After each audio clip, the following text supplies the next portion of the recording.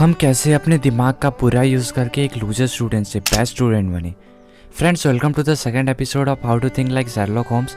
अगर आपने पहला एपिसोड नहीं देखा है तो प्लीज़ उसे देख के आइए, नहीं तो कुछ समझ में नहीं आएगा। होम्स के हिसाब से हमारा जो ब्रेन है वो एक घर के एटिक जैसा है।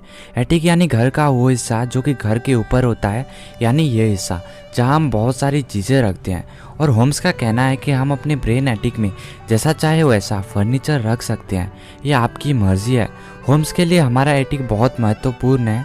ये आपके ब्रेन का वो हिस्सा है जहाँ आप अपने वो हर चीज़ डाल सकते हैं जो आपको अपने दिमाग में डालना चाहिए। होम्स वॉटसन को कहता है, एक बेवकूफ़ आदमी हर चीज़ को अपने ब्रेन के एटिक में ले जाता है जिसके वो करीब आता है। सो उसकी ये बेकार की चीज़ें यूज़फुल चीज़ों से मिक्स हो जाती हैं और वो ध्यान नहीं दे पाता कि क्या इम्पोर्टेंट है क्या नहीं। जो समझदार होता है वो हर चीज़ को परख के अपने ब्रेन एटिक में ले जाता है। ये जो कंपैरिजन होम्स ने किया है वो रिसर्च से भी प्रूवन है। ये एटिक एनालॉजी हमें ठीक तरीके से समझाता है कि हम किस तरह मेमोरी फॉर्म करते हैं, उसे रिटेन करते हैं और फर्दर हम उसे यूज़ करते हैं। एटिक के दो कंपोनेंट है, स्ट्रक्चर और कंटेंट। ये जो है ये चार्ली मंगर के lattice walk of mental model की तरह सुनाई देता है। अगर हमारे माइंड में किसी चीज़ का लैटिस वॉक मॉडल फॉर्म नहीं होगा, यानी इन्फॉर्मेशन ठीक से अरेंज नहीं होगी, तो उसे याद कर पाना बहुत मुश्किल है। यह डिफरेंस है एक टॉपर स्टूडेंट और नॉर्मल स्टूडेंट में। नॉर्मल स्टूडेंट हर चीज़ को पढ़ता है और समझता है, मगर टॉपर स्टूडेंट जो चीज़ को पढ़ता है वो उसे अपने मेंटल मॉडल में अरेंज करके रखता है। यही है डिफरेंस। तो ये मॉडल्स क्या हैं? ये मॉडल्स वो हैं जो कि आपको वेल अरेंज रखते हैं, ब्रेन में हर फैक्ट्स और इन्फॉर्मेशन को अरेंज फॉर्म में रखते हैं और आपको जहाँ इसकी ज़रूरत हो तब उसे आप यूज़ कर सकते हो। ये मॉडल अभी भी हैं, मगर हमारे ब्रेन में ये वेल अरेंज नहीं है। क्या आपको पता है हमारे जो डॉक्टर और फार्मासिस्ट हैं वो अपने अंदर मेडिसिन के मॉडल को वेल अरेंज रखते हैं। वो हर बीमारी का इलाज इसी तरीके से करते हैं। और फ्रेंड्स, ये मॉडल आप अपने ब्रेन में फॉर्म कर सकते हो विथ लिटिल बिट डिसिप्लिन के साथ। फॉर एग्जांपल, हिंदी के टीचर को इंग्लिश उतनी अच्छी तरीके से नहीं आता बिकॉज उनके पास हिंदी का मेंटल मॉडल है, राइट। अब आप कहेंगे कि मेंटल मॉडल बनाना डिफ़िकल्ट होगा। नहीं फ्रेंड्स, बस आपको 80 से 90 मॉडल बनाने होंगे जो कि आपको 90% एक वाइज पर्सन बना सकता है। थोड़ा मेहनत चाहिए।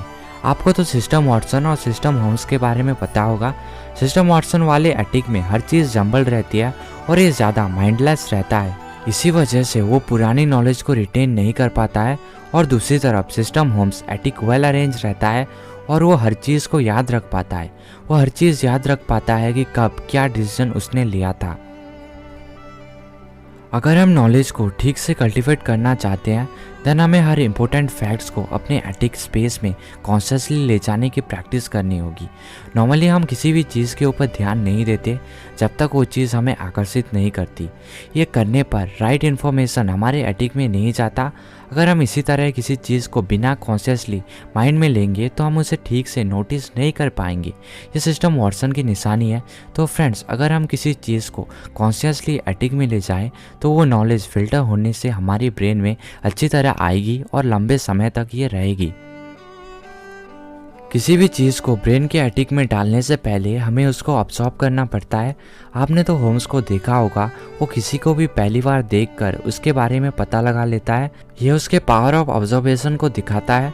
ऑब्जर्वेशन का मतलब ये नहीं है कि हर चीज़ को ब्रेन में घुसाते जाओ। इसका मतलब है कि क्या और किस चीज़ के ऊपर आप अपना अटेंशन देते हो, किस चीज़ के ऊपर फोकस करते हो और किस चीज़ के ऊपर नहीं करते हो। यानी हम कैसे अपने ब्रेन एटिक के पोटेंशियल को बढ़ाएं।